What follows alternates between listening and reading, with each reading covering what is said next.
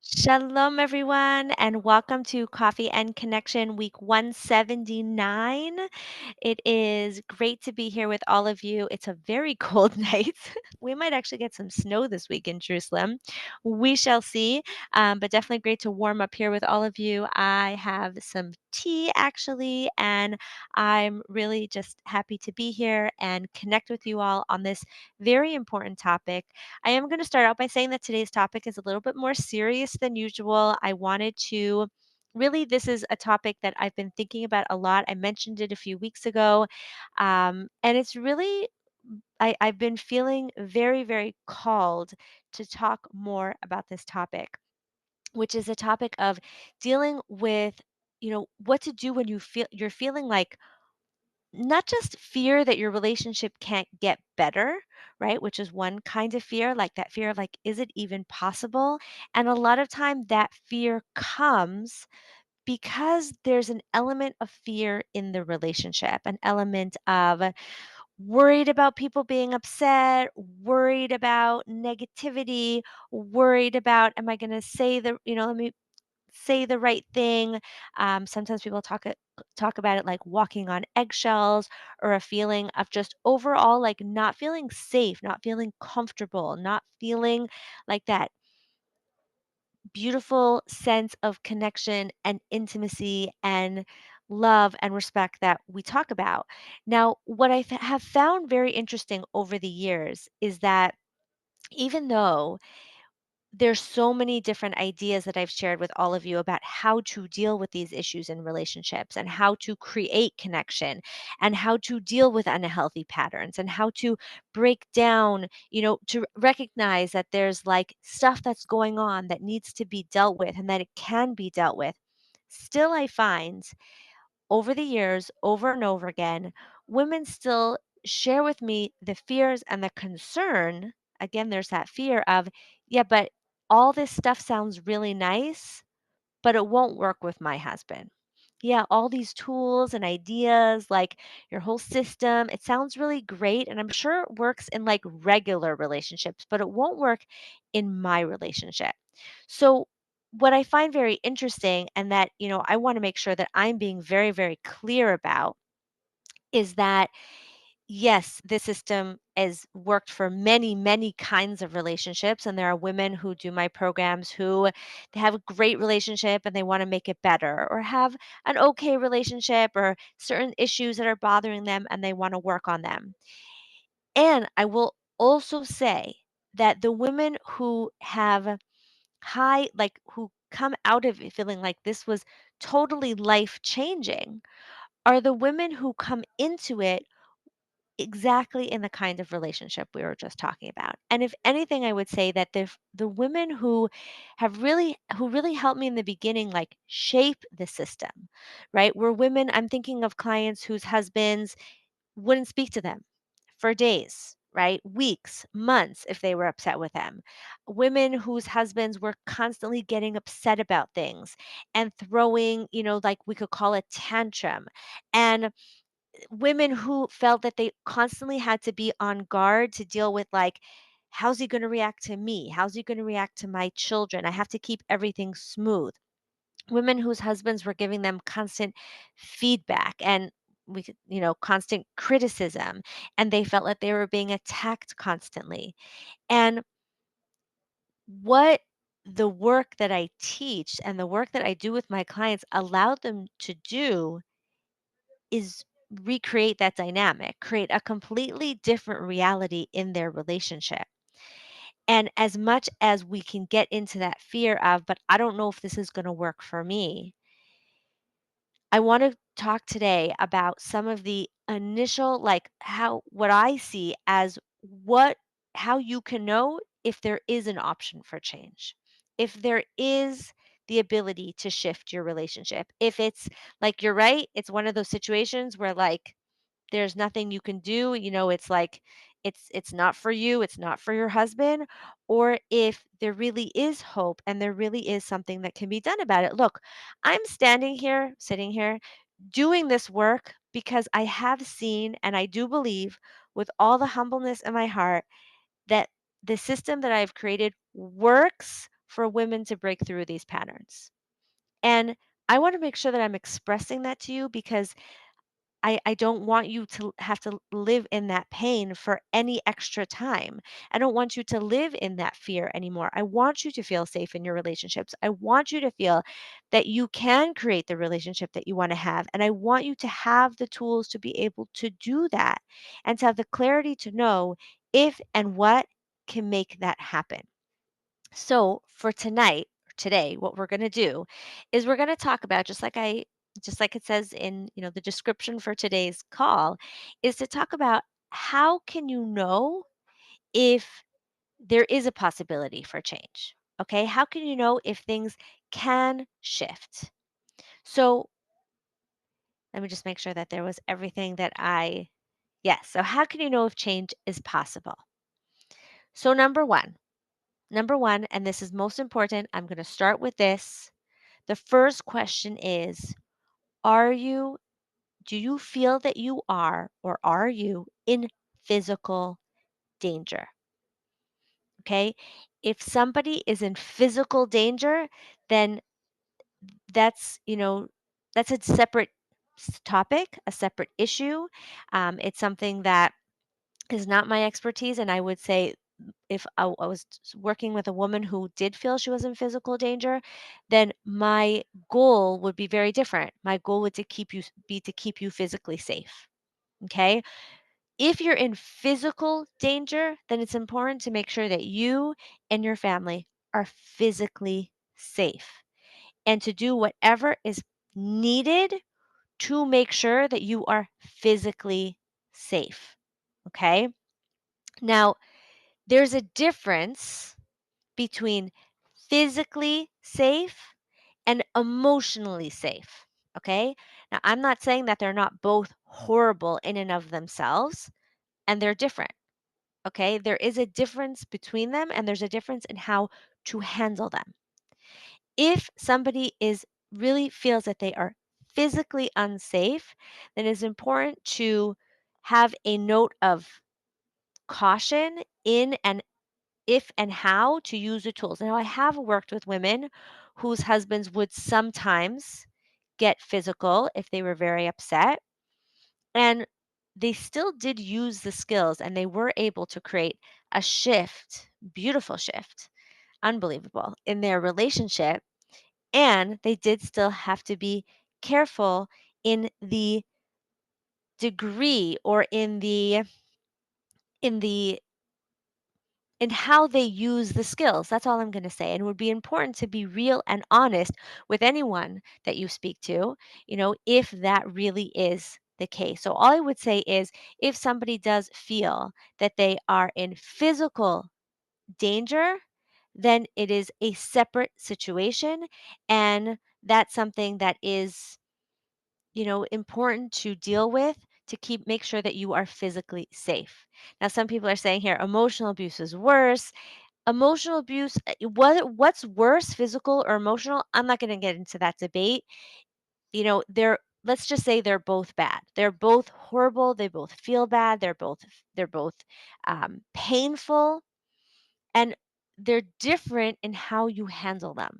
They're different in how you work to shift out of them. Physical abuse, it's important to make sure that you are physically safe. Emotional abuse, you need to yes, keep yourself safe, but the way that you keep yourself safe maybe is very different. I'm not going to say maybe is very different than the way you keep yourself safe in a physically abusive relationship. Okay. So the first step is to look at, am I physically safe? And actually, this can very often be a very important turning point in shifting the dynamic of the relationship because sometimes we find ourselves very often there's so much fear that permeates our interactions, right? We are all born with a fear of not being loved, a fear of being alone, which has a huge impact on our relationships when we see that people are upset with us, right? Especially the people that are supposed to love us forever, that we're supposed to be the most safe with, the people that we tie so much of our there's so much that we tie to our relationships that if we feel that there's, any indication of people being upset with us, it can create a lot of fear, right? And when we can really like, get clarity of the fact, like, okay, what is it that I'm most afraid of? Like, what's the worst thing that could happen? Am I physically safe? Am I worried that physically something is going to happen? If the answer is yes, then you have to keep yourself safe.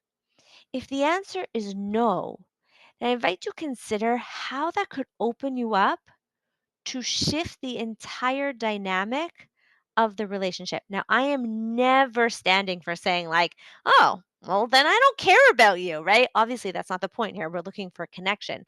But if we can acknowledge, you know what?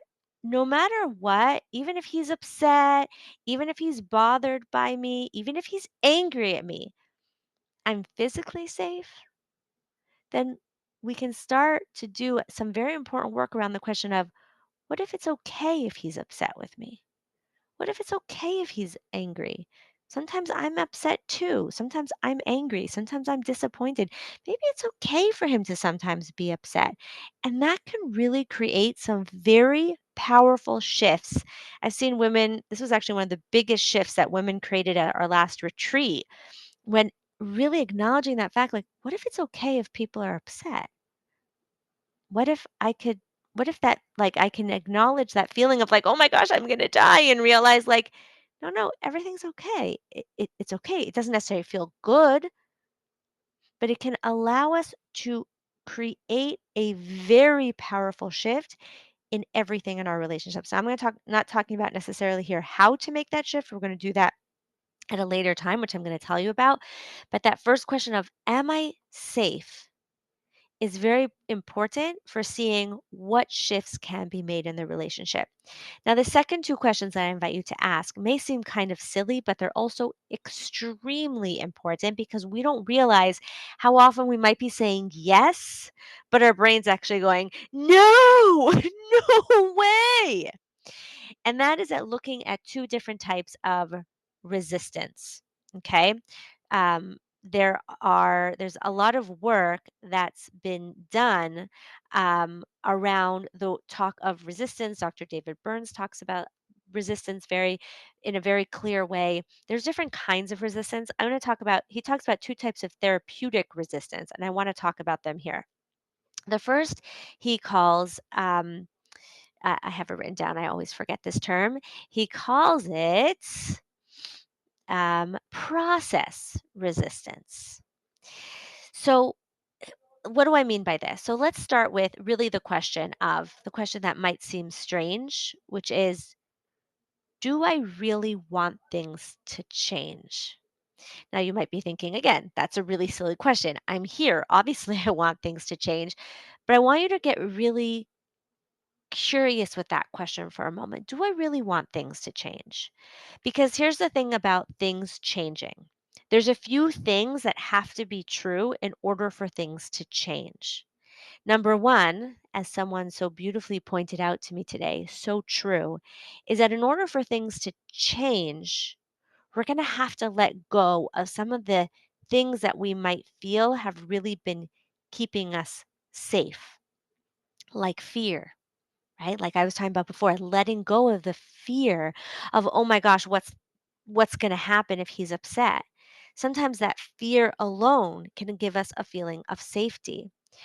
Also, this is the big thing, and I'm going to express it in some bit now, but we'll have to go into this more. In the process of creating change, we do, as much as it may even be the truth that much of the fault of what is going on in the relationship right now is on him. It may be that it's because he's not nice and he's controlling, or he's emotionally abusive, or he throws tantrums, he can't control his emotions, he thinks everything has to be about him, he's very sensitive, he's not emotionally available. Could be all of those things are true. But the problem is he's not here. He's not the one looking to shift things.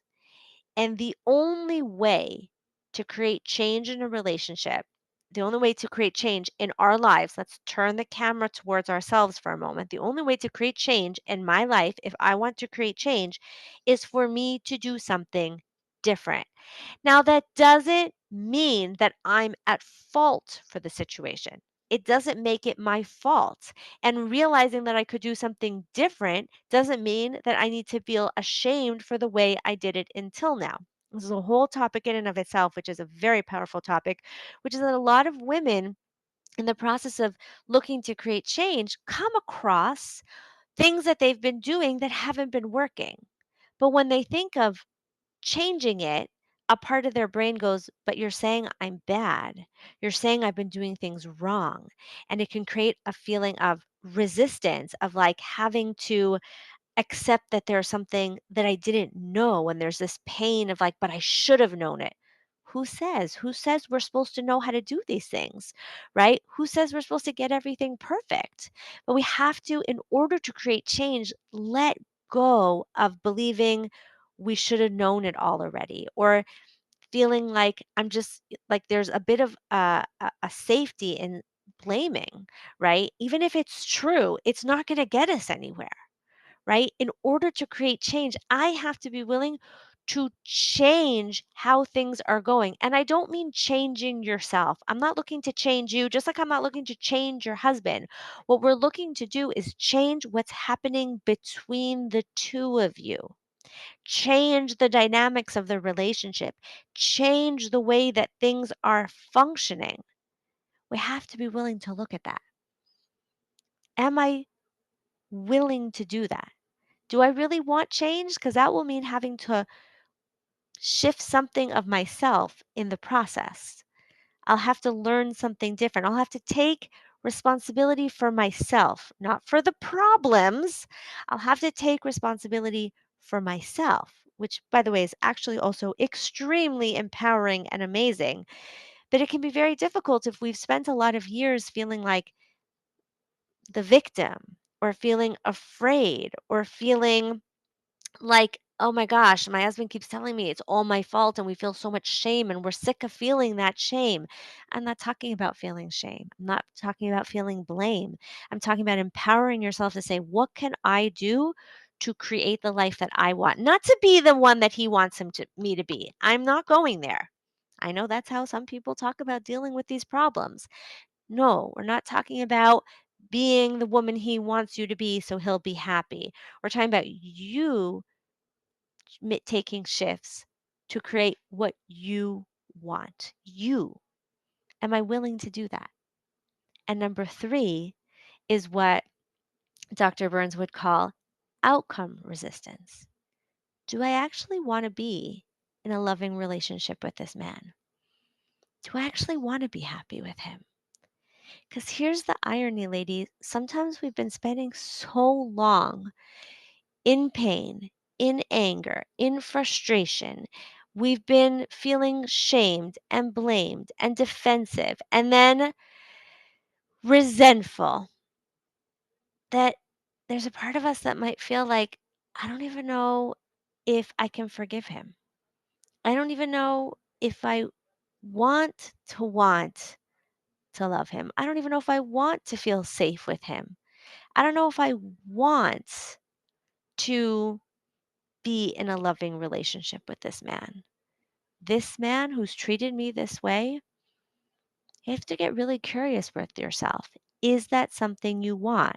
If there's a part of you that does want that, I stand for you on that. It's very important to acknowledge that we don't always get to bring our best selves to our relationships. And likely there is a great side to your husband that you may not have been seeing lately. But I'm going to guess that the fact that you're here now means that you still do see it and you still do want to have a relationship with him. But it's important to ask yourself that question. Do I actually want it? Right? Or like with both those types of resistance, we have to ask ourselves, is this something I'm actually wanting to and willing to shift? Am I willing to do the work? Do I want to take the focus on being the woman that I want to be and creating the kind of relationship that I want to have?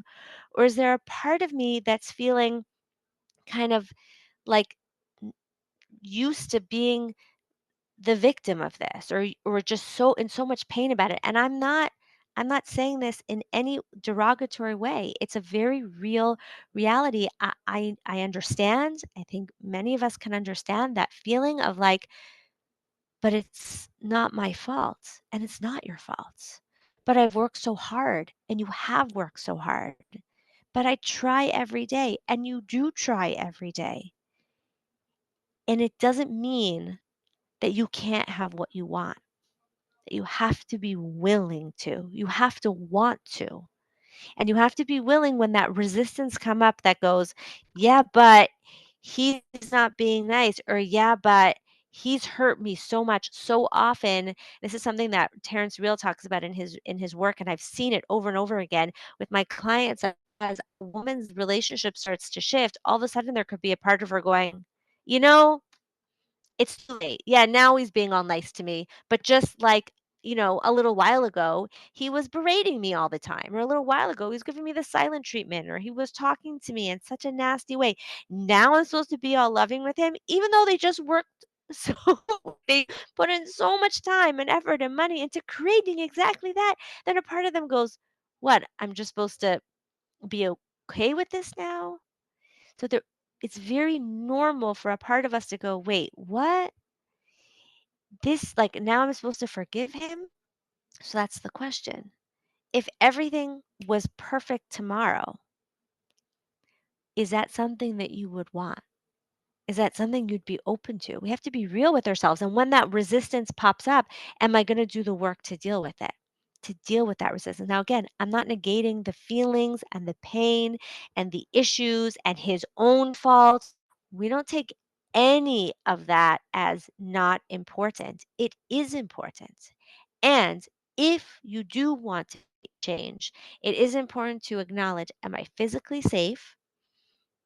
Am I willing to take responsibility for myself? Am I willing to take the steps to make the changes that I want to make in my relationship? And do I want the connected relationship? Do I really want to experience love and respect and intimacy and empathy and love and fun and passion with this man? And if you're like, not right now, okay, but do I want to experience that with the man that I know he also is? Do I want to have that in my life? Am I open to seeing how I can create that? Right? If the answer, and you can get curious with yourself, and I really invite you over the next few days to really think about these questions. Like, just be like, yeah, yeah, yeah. Wait, am I? What am I willing to do?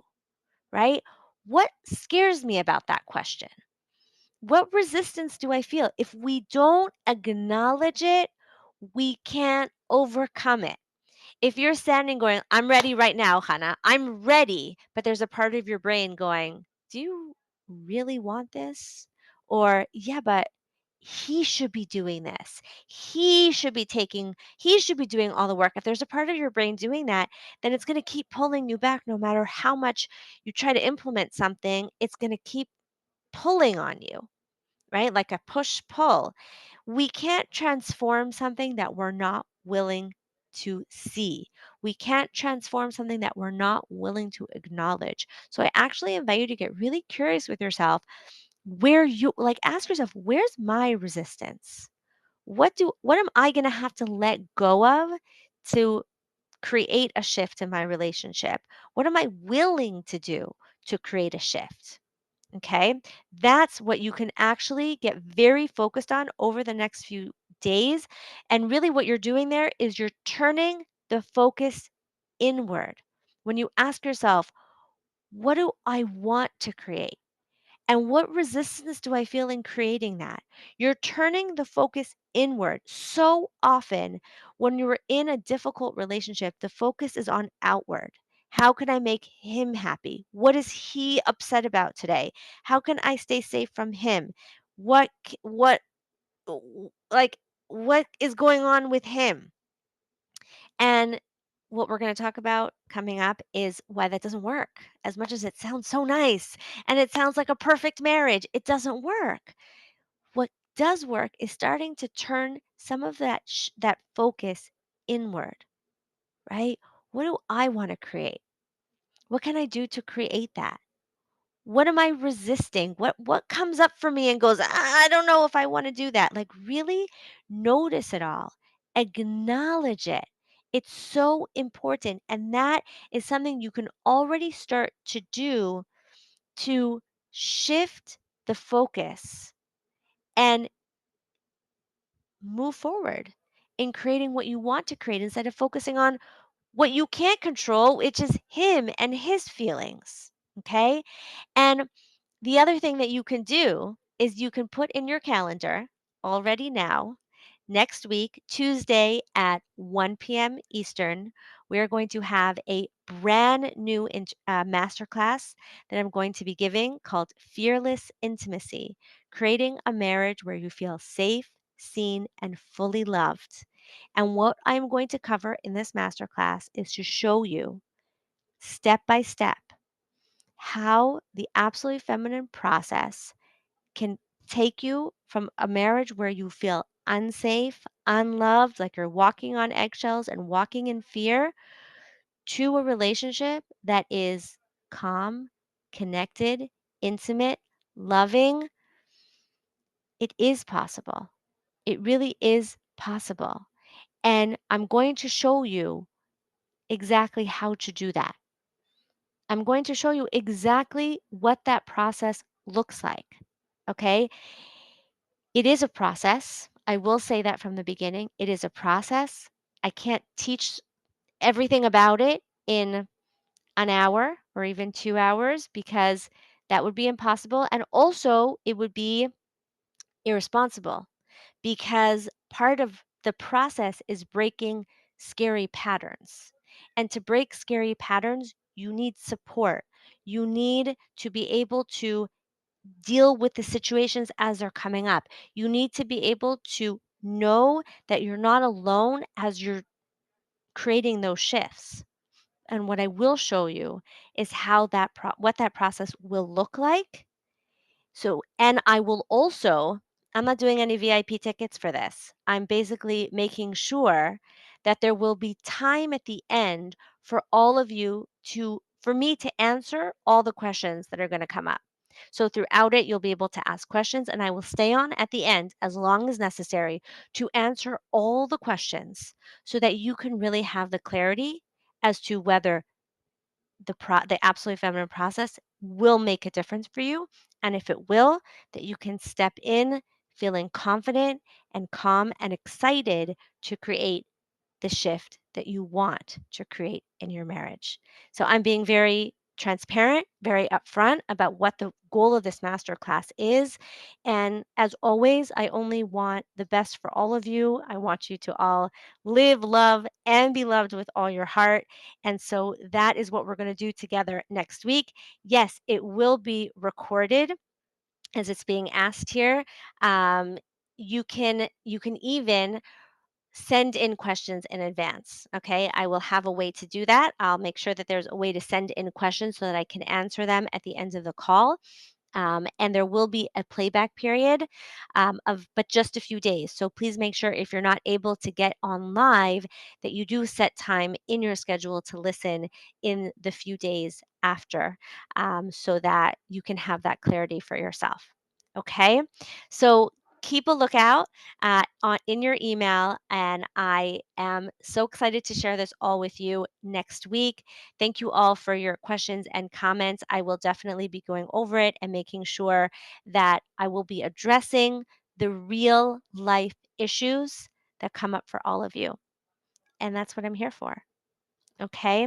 So I look forward to seeing you next week. We'll still have a coffee and connection. And then Tuesday at 1 p.m. Eastern, trying to leave lots of time for questions. We will have our brand new masterclass. I look forward to seeing you all then. Please put it in your schedule, share it with friends. You're welcome to tell them all about it. And I'm excited for the breakthroughs that we can all have together on that call. So I will see you all next week. And until then, may we all stay very warm and healthy and dry and feel hope and confidence and feel, really start to feel like what's possible for you, right? Even if you don't know yet how that's going to happen, to allow yourself to imagine the possibility and allow that to warm you. And until then, may we all be blessed to live, love, and be loved with all our hearts. Goodbye for now.